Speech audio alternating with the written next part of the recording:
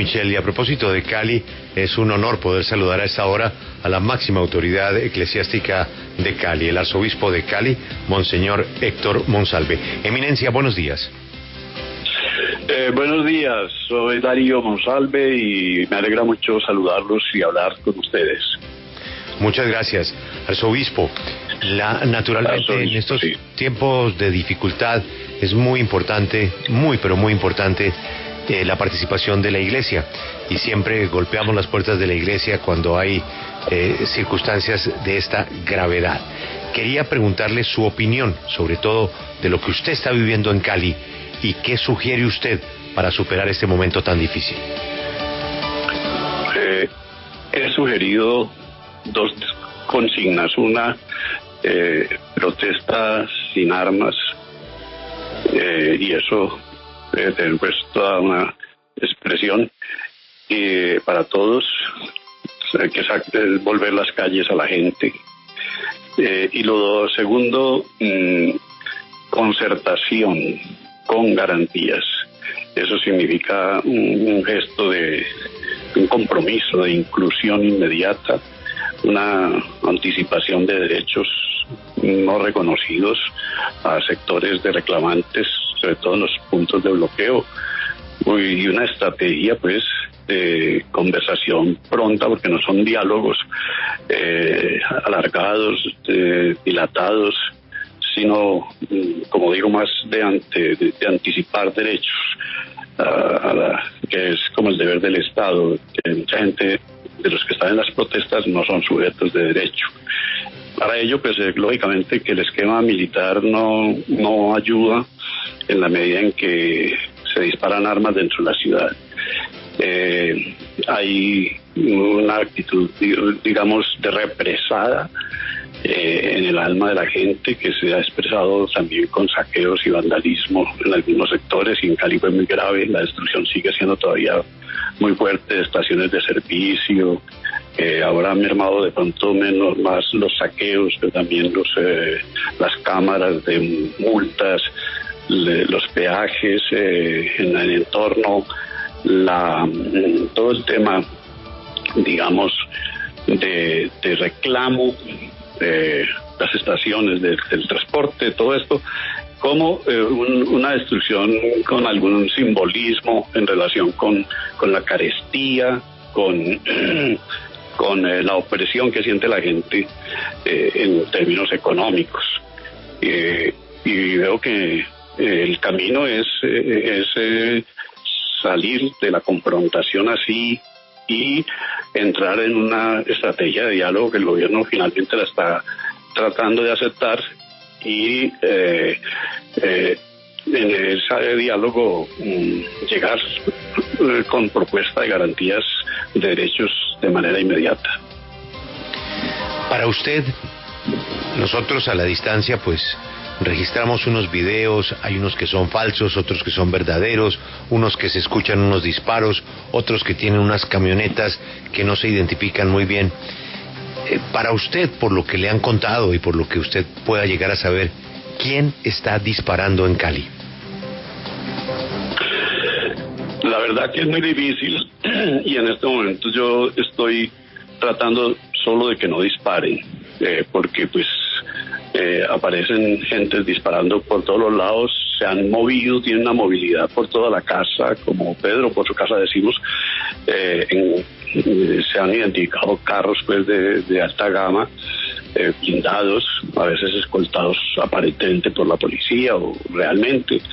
Se ha confundido los carros de la policía con hombres desarmados que bajan y disparan. Se han encontrado implementos, ha habido, de todo. Se han pasado videos donde aparecen disparando. Queda la duda si son de esos de que están hablando, que son falsas noticias, falsos videos enviados desde algunos centros del extranjero, ¿no? Yo todo eso creo que ustedes lo entienden mejor que yo. El tema es lograr que no disparen. Yo he propuesto que el ejército y la policía sean fuerzas disuasivas, el ejército, y de acompañamiento y protección de la vida del ciudadano a todos, la policía. Le he dicho al general Hoover Penilla, que hay que reconciliar la policía con la ciudadanía, porque las imágenes de lo de Bogotá en las épocas anteriores, meses anteriores, y lo de ahora de Cali, para no hablar sino de esas dos grandes ciudades, pues son realmente desalentadoras y desgastadoras. Entonces necesitamos que la policía organice sus unidades para proteger a quienes también hay que reconocer como sujetos de derecho a la vida, de protección de la vida, que organice esas unidades para que acompañen los que eran antes 18 puntos de bloqueo, después 20 y ahora son como 32, aquí hablando de Cali, su área más vecina. Entonces, que en cada bloqueo haya una unidad de policías con radios y con lo que sea, sin armas de fuego, pero debidamente coordinados, y que en la ciudad haya retenes por toda la red vial, por toda la malla vial del ejército, como en otras épocas, para hacer los requisas y fundamentalmente para detectar armas y sancionar a quien la lleven. Hay que congelar el porte de armas, hay que congelar el uso de armas amparadas y de permisos. Esta es una ciudad que yo he dicho que es un arsenal por donde la mire: seguridad privada, particulares, gentes con armas amparadas, pandillas urbanas, milicias, entorno geográfico de un policrómico e inmenso mar de gentes en distintas cosas, que la disidencia, que nombres interminables de mencionar, y todos peleándose por los territorios, las rutas de los ríos, de todos, desde el San Juan, el río Mira, el río Naya, junto con el océano, forman la ruta más grande hoy por hoy, no solamente tráfico de narcóticos y lavado de activos, sino de tráfico de armas, de contrabando, de trata de personas. Entonces hay unas economías ilegales muy fuertes, muy poderosas, y que tienen también poder armado y van cooptando a todas estas organizaciones. El riesgo es que todo ese entorno, ese arsenal del entorno se una con el arsenal urbano y se genere una situación irreversible, estilo ciudades del oriente, de esos combates que hemos visto ahora y destrucciones en Siria o antes otros países. Entonces la propuesta es eso, sacar las armas de las calles y favorecer la protesta, sí, protegerla, como acaba de decir el señor presidente en ese diálogo en inglés, pues que realmente esas garantías de la protesta pacífica estén, y que no se satanice el bloqueo. El bloqueo es el único elemento que tuvieron estos sectores excluidos tradicionalmente en sus territorios, y jóvenes barriales, territoriales, estigmatizados y degradados en su forma de vivir, porque pues han tenido que acudir a toda clase de cosas. Y a esos 50.000 jóvenes en Cali, que no sé cuántos estarán recogidos en la protesta, pero según el censo son esos tradicionalmente excluidos, pues hay que decirles: ustedes también son un sujeto de derechos. No les podemos decir, ahora acabamos en una reunión de publicidad para el Día de la Madre y el Educador, no le podemos decir yo amo a Cali. No, tenemos que decir al contrario: Cali me ama. Ellos tienen que sentir que ellos también son incluidos, y esta tarea de inclusión inmediata exige también que todos dejemos la confrontación y nos metamos en una cooperación de salvamento colectivo. Monseñor, vamos por partes en esta interesantísima respuesta. Usted está diciendo que y cita lo que está pasando en otros lugares del mundo. Pues hoy la noticia está en Gaza y en Israel, en donde uno dispara y el otro responde. Usted acaba de decir: no, que hay que desarmarse todos, la policía tiene que andar desarmada, pero resulta que muchos de los que están infiltrados en la protesta están armados. Y lo mismo usted dice: hay que respetar los bloqueos. Monseñor, ¿eso quiere decir que usted está de acuerdo con los bloqueos? Jamás. Hay que partir del bloqueo para ir al desbloqueo inmediatamente. Ya se hubieran quitado.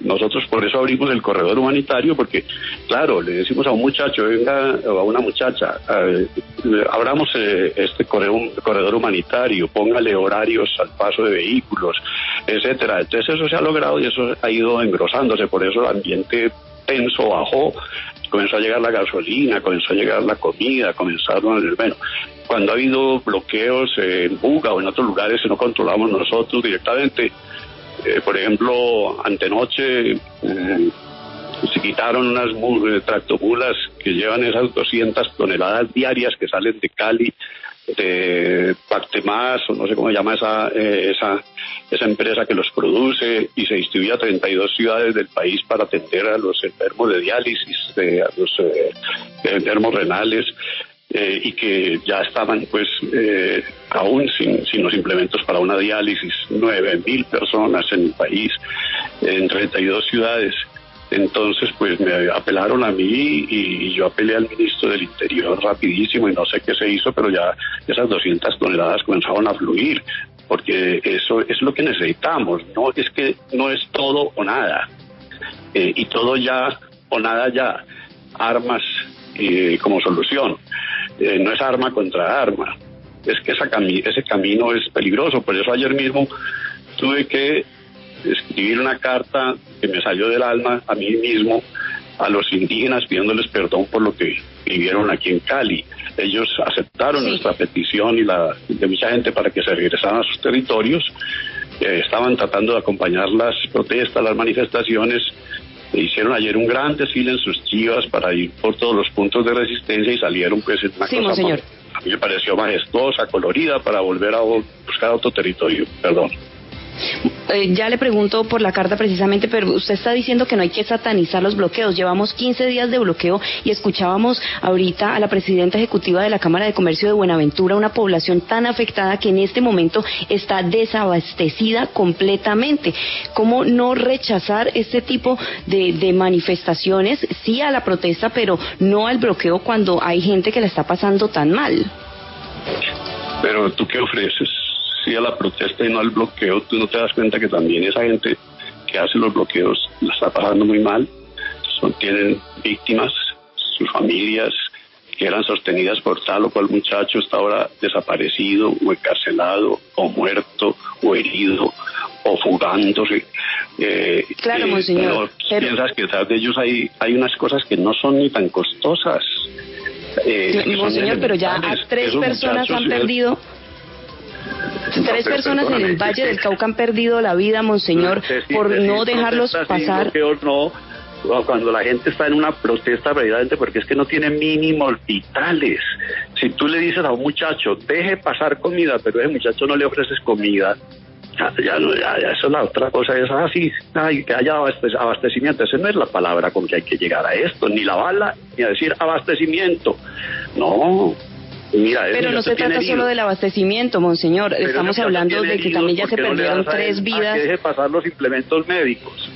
No, pero se perdieron ya 3 vidas porque no se pudieron trasladar pacientes a centros hospitalarios por los bloqueos, monseñor. Por eso no hay que hacer también un llamado a que permitamos el flujo de las personas en el Valle del Cauca, también en el resto del país. Es que se están perdiendo vidas también por estos bloqueos. Van a los bloqueos a la brava. Pregúntele al general Zapateiro cómo es eso y cómo ocurre cuando se llega a sacar los bloqueos a la brava. Yo he dicho, si se meten a sacar los bloqueos a la brava, es darle el estartazo al arsenal que es Cali. No, monseñor, no se habla de los bloqueos o de retirar esos bloqueos de manera violenta, sino también de articular y hablar con las personas que se encuentran. De manera dialogada y de manera concertada. Si ya hubiera fuerza en eso y no hubiera solo dilaciones y que diálogos, ayer los jóvenes quedaron esperando al presidente en el Isabel Urrutia, porque decían que era un diálogo ya de presidencia, porque aquí parece que las autoridades locales no tienen esa capacidad de generar algo así colectivo, porque pues la militarización hizo creer que hay un centro, un comando central, un centro de operaciones unificado, en donde están sobre todo los militares y otras cosas. Entonces Si eso ya estuviera más robusto, ya estaríamos en otras circunstancias. Esta gente no está pidiendo el oro y el moro, ni está pidiendo hacer grandes revoluciones, sino que comencemos a abrir el camino de la inclusión inmediata. Y ese es el que estamos proponiendo. Y yo lo traduzco en puntos concretos. 1, protección a la vida de esos reclamantes en los puntos de bloqueo. 2, mínimos vitales para esos puntos de bloqueo. Y la Iglesia misma está tratando de aportar, porque el Estado es muy lento para llegar, y la comunidad internacional. Hoy voy a tener un diálogo con los Estados Unidos, USAID, con el embajador, todo esto. La comunidad europea está tratando de ayudarnos. 3, solidaridad con las víctimas de estos jóvenes y de estos territorios, porque esta vez la protesta los protege a ellos, las familias y los vecinos están solidarizados con este tipo de jóvenes que antes, en el paro anterior, eran solo los vecinos los que se movían en el territorio. Ahora están en torno a los puntos de resistencia que nosotros llamamos de bloqueo o de diálogo y de encuentro. Y hay 4, garantías jurídicas. Ahí hace falta la fiscalía, con la anticipación de las posibilidades de no judicialización, de excarcelación de los que no tienen pruebas y todo eso. Entonces, si se ponen 4 puntos básicos, yo estoy seguro que eso ya hubiera salido. Eso vale centavos al lado de lo que están valiendo las pérdidas y de lo que vale la pérdida de vidas humanas, animales, de todo. Pero decirles mañana, esto ya es en estas horas y listo. Bueno, si hay una propuesta, yo le digo al ministro del Interior, al Estado no hay que rogarle que le reconozca derechos básicos, fundamentales, constitucionales. Ofrézcalos, anticípelos. Eso es lo que le estamos pidiendo al Estado, que ejerza la anticipación de lo que le corresponde como garante de derechos básicos. Monseñor, usted hablaba del general Zapatero puntualmente. ¿Usted cree que las declaraciones o las decisiones en el momento en que llegó a la capital del Valle del Cauca han sido un poco incendiarias y han mantenido precisamente esta confrontación entre, en este caso, el ejército o la fuerza pública con la policía y la población civil? Aunque no lo crean, yo tengo un gran aprecio por la fuerza pública, porque pues además la Iglesia tiene un ordinariato militar y hay un obispo al frente de la atención pastoral a todo esto, y tenemos un gran respeto. No han sido siempre cordiales las relaciones con el ejército por obvios motivos. En 28 años de obispo yo he tenido que enfrentar desde los años 90 los falsos positivos, todas esas cosas, y eso ha deteriorado mucho las relaciones. Pero aquí yo creo que ese tipo de declaraciones de que en 3 días va a devolver la ciudad lista y funcionando normalizada, eso hizo mucho daño en vez de hacer bien, y no se logró. Y yo creo que hay que mirar todo el tema en su conjunto, y el tema de la estrategia humanitaria, que también toca, por ejemplo, las cárceles. En las cárceles hay desabastecimiento, hay un SOS, y que toca tantas realidades. No podemos dejar que esto llegue a ser un incendio y una locura, en donde es arma contra arma y crueldad contra crueldad. Monseñor, hay algo de lo que usted plantea que nos lleva a uno de los problemas que uno ve fuera de Cali, y a nivel nacional, que las personas que bloquean sienten que es la única manera de que los escuchen, que si no bloquean, no los escuchan. Y obviamente el bloqueo, lo que pasa es que también genera una reacción ciudadana por todo lo que estamos escuchando. ¿Cómo romper ese círculo vicioso en que las personas que bloquean sienten que es la única forma para que los escuchen? Le cuento una cosa. Ese es un punto de inflexión en donde el instinto de conservación hay que convertirlo en instinto de cooperación. Pues una emergencia, estamos en una emergencia que es o ya, y es vida o muerte. Y en esta situación, el mecanismo de los bloqueos, que no es nuevo. Ustedes recuerden que Popayán estuvo 45 días bloqueado así, en estas condiciones, y sobrevivió.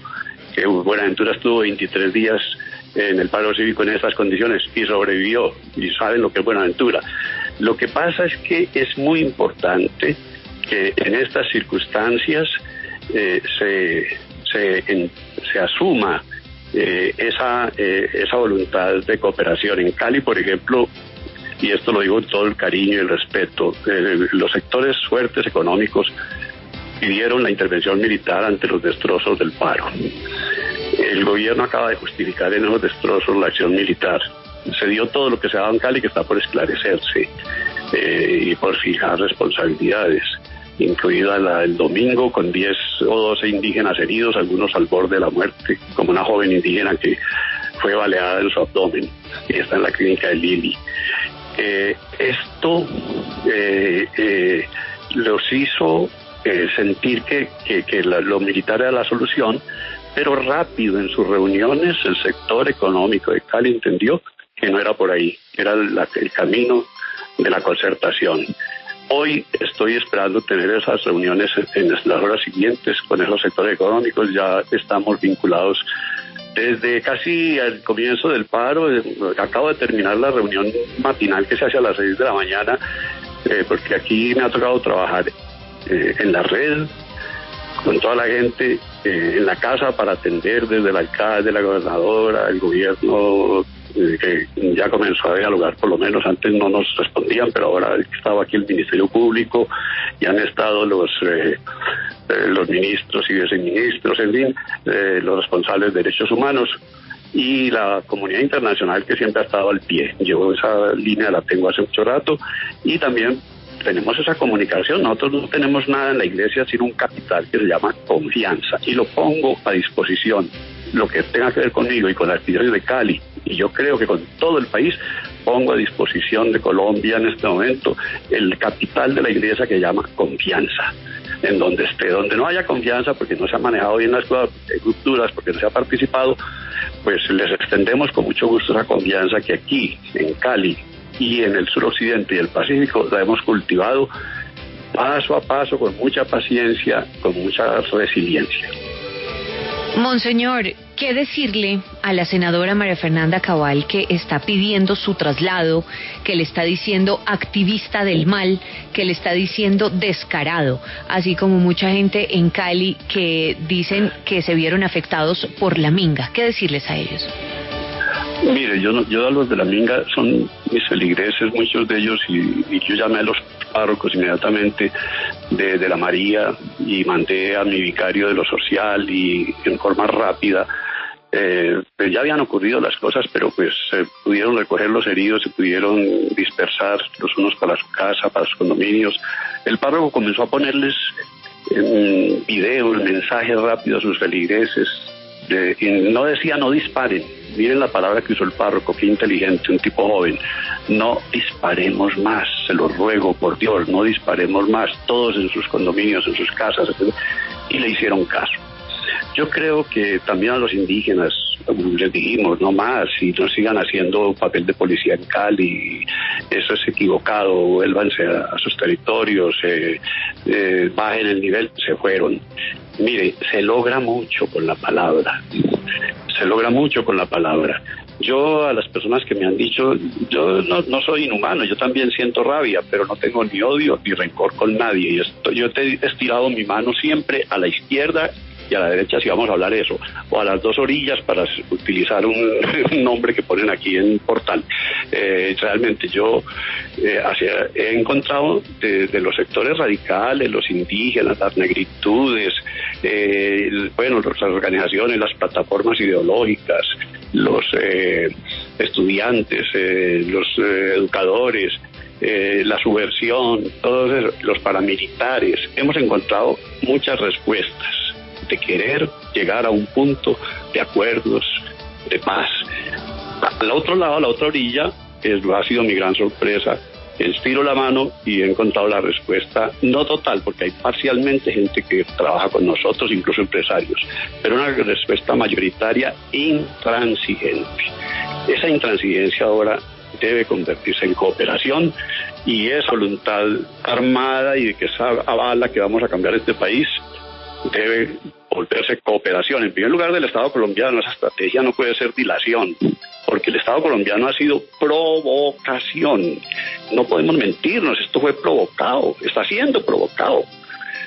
Que hizo una reforma, fue simplemente el fósforo final, pero el fósforo final de una cantidad de fósforos, ese es el signo P en química, que es la provocación, que son promesas totalmente incumplidas en esto, que son todas esas medidas de glifosato, que son todas estos procesos fallidos de paz, de todo lo que se hizo en los acuerdos, de implementación de acuerdos. Es todo eso lo que genera la protesta. Eso viene de hace rato, y ahora genera un paro que es agónico y que se une a una protesta, que a una situación trágica con la pandemia. Entonces sume todas esas pandemia, provocación, procesos abortados, promesas incumplidas, todo. ¿El resultado qué es? Parálisis. ¿Vamos a seguir con eso? Hay que cambiar esa estrategia. Aquí no es el problema de una conmoción interior para establecer un Estado autoritario y a la brava y con armas. Ya eso el mundo ni la comunidad internacional lo va a aceptar. Aquí no lo aceptó Bolivia, ninguna parte. Ese no es el camino, ni es aquí enfrentarnos con Venezuela ni lo que sea. Aquí el Estado no es una conmoción interior, tal vez provocada, contra una conmoción social que viene acumulada, represada. Lo represado no puede ser objeto de represión. Bueno, señor, usted pidió perdón por toda la sociedad en general a la comunidad indígena. Yo coincido con usted en que estamos en una deuda que creo que nunca tendremos cómo pagarle a los indígenas por tantos años de lo que han tenido que vivir. Pero en la actual coyuntura también estamos escuchando a las autoridades hablar de ciertas conductas de la Minga, que por ejemplo ayer confirmó la Unidad Nacional de Protección, y es el uso de los vehículos, que son vehículos del Estado colombiano, el uso de esos vehículos para también movilizar, bloquear o usarlos durante la manifestación. Yo quisiera conocer su opinión. Mire, primero, yo pues no entro en eso porque no soy juez, soy un pobre pastor de iglesia y no tengo mucho que decir en eso, pero le digo lo primero: en una operación o en una cooperación, para no quitarle el término operación que es muy militar, en una cooperación de salvamento colectivo, en una emergencia, lo primero que hay que hacer es transformar el instinto de conservación en instinto de cooperación, y es sencillamente tal vez con el lenguaje de las señas, querer salvarnos juntos. No es quién le me da la patada y me hunde, sino que el Papa usó la figura del barco hundiéndose en una tormenta, y dijo: vamos en la misma barca. Es eso, ustedes tienen que hacerse la seña de que nos queremos salvar juntos, y usted no puede convertir el barco en salas de audiencias judiciales. Ese no es el momento. Yo creo que ahora todas las actitudes de juicio, de condena, de bravuconada, hay que ponerlas a un lado. Tenemos que salir de las trincheras y hay que generar algunas garantías que no se han generado. ¿Cuánto hace que está el famoso con las autodefensas gaitanistas de Colombia? Están pidiendo vías para el sometimiento a la justicia, y eso lo han cambiado de unos y otros, le meten todos los intereses, y cuando ya estábamos a punto de lograr eso, con el gobierno anterior incluso se había dispuesto una cárcel en Yermal, que era un antiguo seminario, una cantidad de cosas. La fuerza de los políticos electoreros en las ciudades y todo eso, tumbaron eso, lo volvieron peor. Entonces, claro, háganle una normativa que es peor que lo que había, no se logra. Entonces, esta es la hora en que a Colombia toda se le obliga, nos obligan a todos a dejar a un lado todas esas cosas y a trabajar juntos. Los indígenas son nuestros indígenas. Les hemos metido por abajo un nombre de resguardo, como gente que huele feo, peligrosa, o que hay que marginarla y tenerlas para resguardados en lo más lejos que puedan. Los indígenas nuestros son una población, aquí son, en el Pacífico, son el 70% negros. Por ahí un 20% mestizos, y un 10% indígenas. Es una población, pero es una población muy organizada, una población que tiene mucho que enseñarnos, no solo en su organización social y mingas, en sus sentidos colectivos, sino también en sus saberes ancestrales. Lastimosamente han querido dividirlos y desde el principio ha habido estrategias oficiales para separarlos y lo han logrado. Uno oye las intervenciones en el Senado y se da cuenta que hay gente incluso fanática en esas divisiones. A los indígenas se les puede acompañar, se les debe acompañar, se les debe oír y no se les debe estigmatizar ni perseguir. Les han asesinado gente a dos manos, se les ha infiltrado todo el mundo para quitarles su territorio. Muchos gestos, yo creo que la última minga a Bogotá fue un gesto educativo para todo el país. Ellos esa transformación la han logrado a punto de diálogo. Aquí nos hemos sentado con ellos, los de la Delfina, con sus líderes, sus gobernadores, sus gentes, a escuchar y les hemos dicho, ustedes tienen sus reivindicaciones propias como indígenas, pero entiendan que no pueden ser reivindicaciones que también quitan el derecho a los demás, que las tierras son todas nuestras, porque así fueron al comienzo, ¿no? Todo eso lo hemos ido trabajando con ellos y invitándolos a que también cambien de actitud y lleven la protesta en unos términos más constructivos, más sociales. Miren también los videos de los indígenas repartiendo sus productos, claro, sus mercados a lo largo de la ciudad. Y entiendan, los indígenas son gente con la que se puede conversar y se puede crear también ese vínculo de ellos en un concurso colectivo.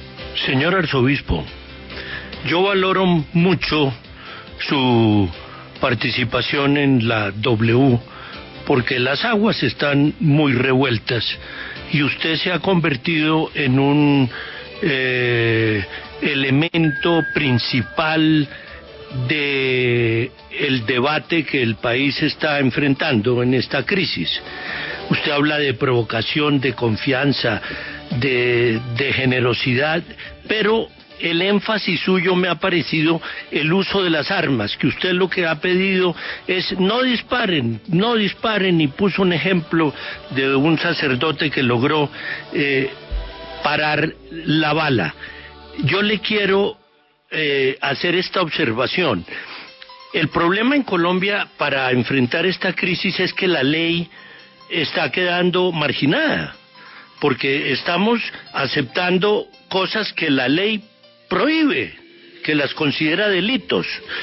Entonces, pues es muy difícil manejar las cosas cuando la ley no es la que está señalando las reglas del juego. Yo le pregunto, ¿cómo hace, a propósito de que estamos todos armados y que eso es un desastre, cómo hace una persona que es atacada en su propiedad y saca un arma para defenderse? Eso no es legítima defensa, no es parte del problema, porque si lográramos que todo el mundo estuviera desarmado sería distinto, pero como el país está armado, pues pasa lo que pasó, que unos señores se meten en una urbanización a violar la intimidad y la propiedad privada y le contestan a bala. Y el país se escandalizó. ¿Cuál es su opinión de ese fenómeno en particular? ¿Cómo hace la gente para defenderse cuando la atacan y tiene un arma legítima? Yo el principio de la ley lo entiendo y todos vivimos bajo leyes y los cumplimos hasta que nos revientan. Ahora la gente se siente reventada con las cámaras, por ejemplo, de multas. Y ese es un objetivo que es simbólico en eso, los peajes. No hay que salir de una ciudad e ir a otra, usted lo sabe. Toda la plata que tiene que llevar usted va a pagar los peajes. La gente sabe lo que son los bancos y por eso ponen en la mira los cajeros. Todas esas cosas que han destruido, hay que saber leer esto. Y yo creo que el tema es que ya no estamos en una situación donde es la legalidad y punto, la legalidad da sangre y fuego. No, señor, porque es que la legalidad está ya yo le aseguro que este país, que ha tenido más del 50% de abstención en muchas ocasiones, Este país donde posiblemente todo el mundo tenga cédulas y a veces las cédulas de los muertos se utilizan también para los fraudes. Este país donde mucha gente no sienten que hay un Estado, que hay ciudadanía, que ellos son parte de este país porque es un país complejo, multiétnico, y con un abandono de lo social pasmoso.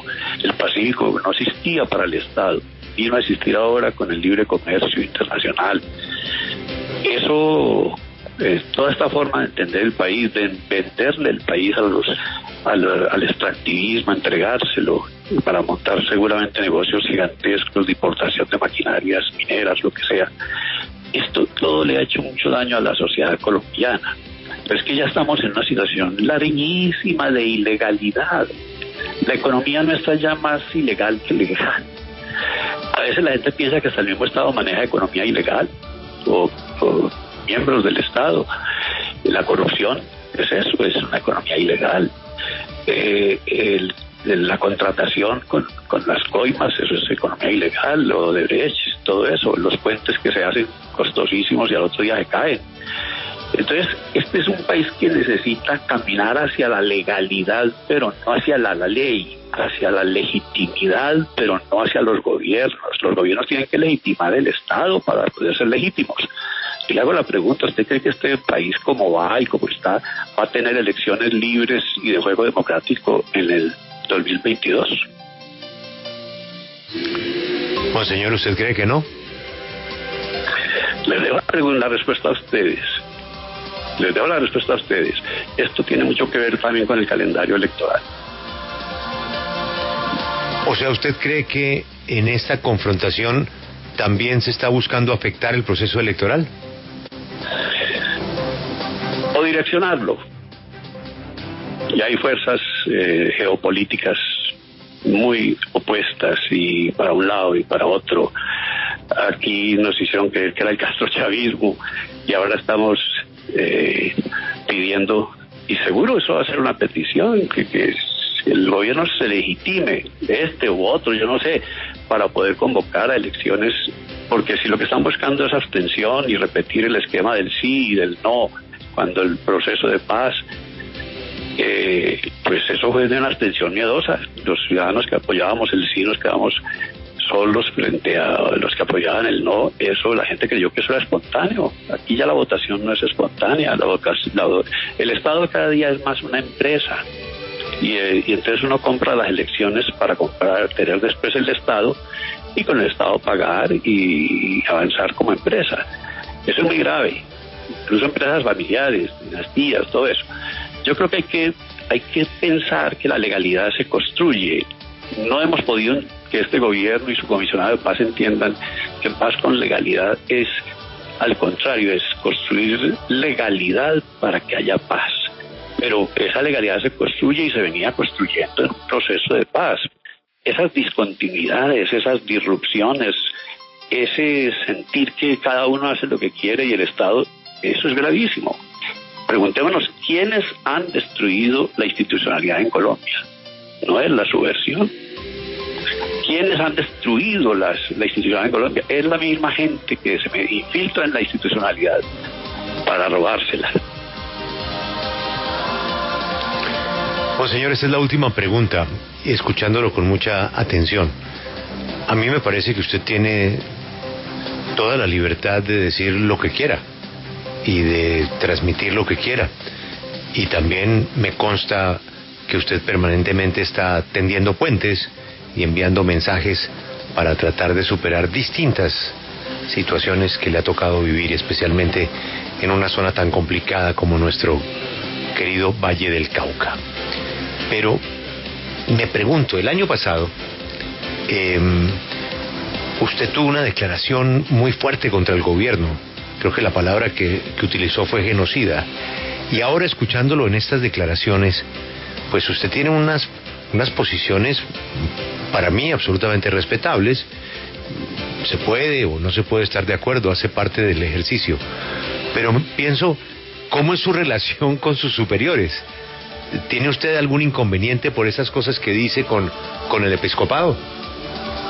Mi superior es el Papa Francisco.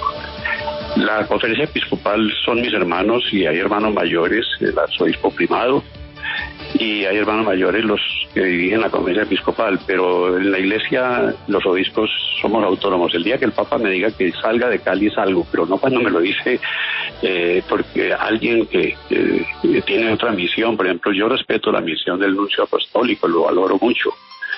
Es una persona muy inteligente, lástima que está silenciado en esta situación.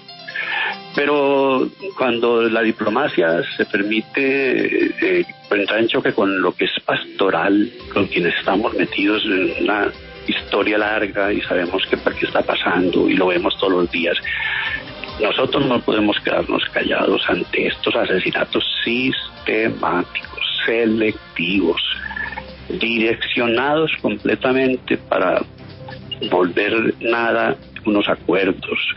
Cuando vemos que se están destruyendo más y más los territorios pocos rurales, se quedan, que la gente no tiene derecho al territorio, porque la gente estorba, hay que sacarla y le meten violencia por todos los lados, y los megaproyectos se traducen en violencia, y la consulta social para las explotaciones entonces se castiga, la restitución de tierra se castiga, la sustitución de cultivos se castiga, la justicia transicional se castiga, todo se castiga.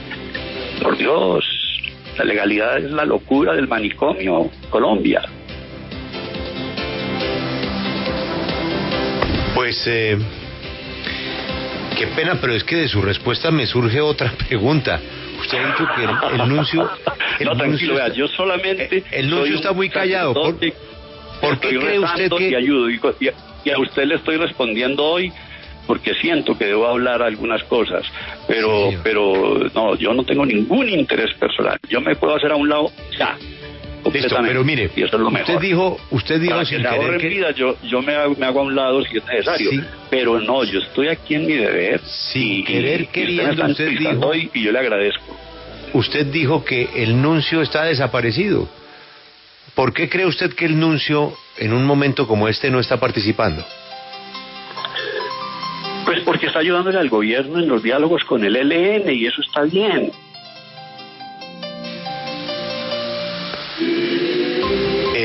¿Cómo ve usted el futuro de esos diálogos?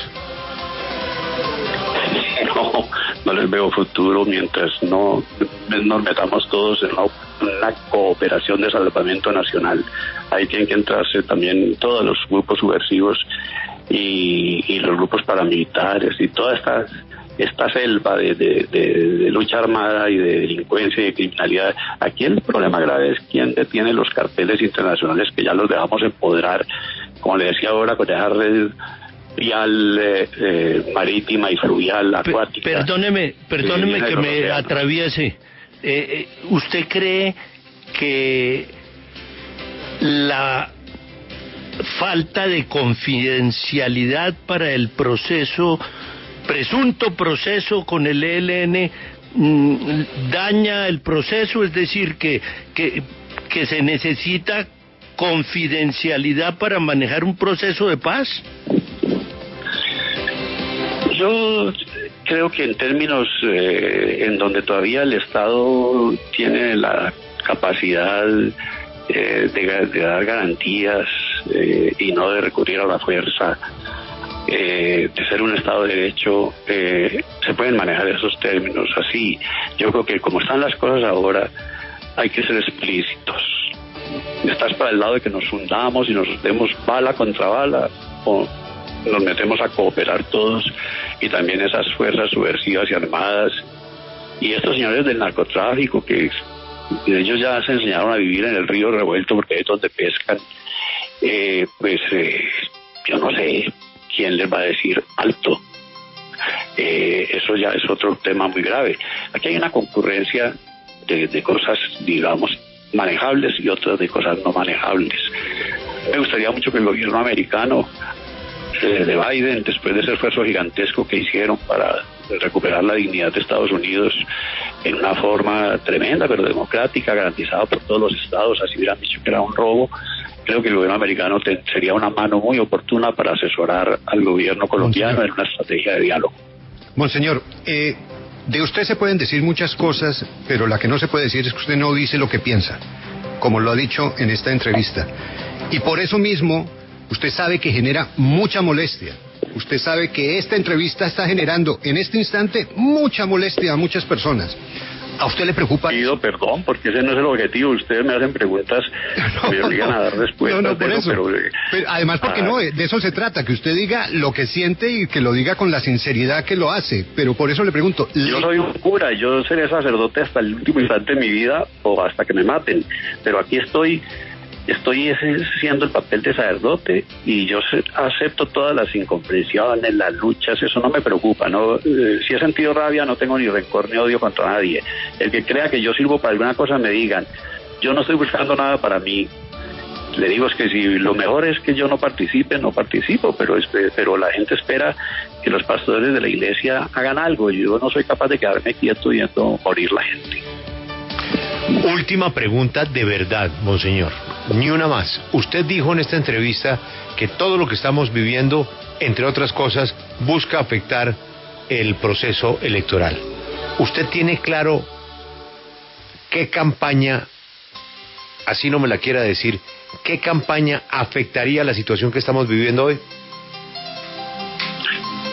Pues yo creo que todas. Yo estoy aterrado de todo lo que son, digamos, a ver, el gobierno, de lo que son los partidos, de lo que son también las plataformas de otros lados. Yo no sabría decir quiénes sí, quiénes no. Creo que la situación va encaminada a que se cambien las cosas, es decir, que no es elija para que surja uno que le va a dar legitimidad al Estado desde el gobierno, porque es que aquí se acabó la legitimidad del Estado, la acabó el gobierno, la acabaron los gobiernos. Entonces, yo creo que es lo contrario. Se necesita un gobierno con legitimidad o un gobierno transitorio que diga: convocamos a elecciones con todas las garantías, con toda la libertad. Chile acaba de hacer una cosa que ellos se fueron por el lado de un plebiscito, de cambiar la constitución de Pinochet por otra, pero eso es otro ambiente. Aquí hay que encontrar cuál es el camino correcto. Yo los invito a que todos pensemos un poquito hacia adentro. Este domingo es el Día de la Madre y el Día del Educador y el Día del Pastor. Aquí en Cali lo vamos a decretar así, creo. Estamos invitando al alcalde, a la gobernadora, a que decretemos que el domingo próximo es el Día de la Madre, el Día del Educador, que es ahora, mañana, el Día del Pastor, que fue en estas semanas anteriores. Y vamos a invitar a todos los pastores católicos y cristianos y los imanes musulmanes y los rabinos judíos y a todos, y a los Bahá'í y a los de aquí y los de allá. Monseñor, los vamos a invitar a que abran sus templos y que la gente salga a su calle a darle gracias a los que los quieren, a las mamás, a los maestros y a sus pastores. Eso creo que por ahí es por donde vamos a comenzar. Y eso es lo que hay que animar. Y será muy interesante. Monseñor, cuando usted dice gobierno transitorio, ¿es porque usted cree que este gobierno no termina? Pues yo creo que se puede volver un gobierno transicional hacia un Estado de mayor democracia si toma todas las decisiones y se asesora bien de esas líneas más democráticas del mundo y de la Comunidad Europea, que le están gritando todos los días, que le están diciendo, incluso le estamos vigilando y investigando su policía, todo eso. Como están las cosas hoy, ¿este gobierno no termina? Yo no sabría decir eso.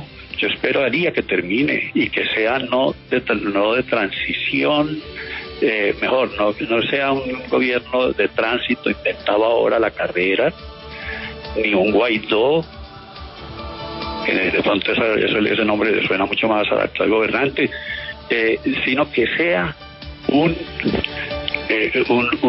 viraje de quienes están en el gobierno y de quienes sostienen esta línea dura de provocación sistemática y la llevaron a unos extremos como el de la reforma tributaria. Que sea un viraje de fondo y no de forma, ni de apariencia, ni de dilación, ni de distracción. No es la Copa América, anoche se vio en Barranquilla, en Pereira, y ese no es el camino, ni la distracción, ni la dilación. Ahora el camino es la concertación. Monseñor Darío Monsalve, arzobispo de la ciudad de Cali, muchas gracias por esta entrevista. Sé que usted no es muy amigo de las entrevistas, pero considero que es muy importante para la audiencia, especialmente para Cali. Gracias a ustedes por habérmela concedido. No, muy amable, estaremos pendientes de su convocatoria. Feliz mañana, monseñor. Un abrazo, se les aprecia. Gracias, muy gentil. Tranquilo, Alberto, lo notó. Fuerte, ¿no? Sí. No, estoy... Pues lo que dice Félix, el tipo no ahorra lo que tenga que decir, no guarda nada que políticamente correcto, incorrecto. No, se jugó. Se jugó, pero el episcopado y el nuncio y el arzobispo de Bogotá le tienen sin cuidado, ¿no? Él reporta al Papa. Sí, pero yo creo que él tiene buenas relaciones con esos dos. No, Alberto. No. El año pasado, cuando le dijo al gobierno genocida, le pusieron una distancia brutal. Sí. No, pero tienen muchas coincidencias, sí. Pero ese no es el punto. El punto es que el arzobispo de Cali sostiene que el Estado colombiano ha perdido su legitimidad. Está incomodando a muchos, Julio, y a muchos, no solamente en la iglesia, sino pues en la clase política, en Cali. Pues en Cali tiene a mucha gente descontenta. Pues imagínese el notablato caleño, el empresario caleño, la ciudad jardín, las víctimas de todos los desmanes de lo que hemos comentado, y él está, pues, ni más faltaba que lo esté justificando, pero dice que sin bloqueos no hay protesta. O sea, ese marcha sí, bloqueos no, para él marcha sí, bloqueos sí. Punto. Gracias, monseñor.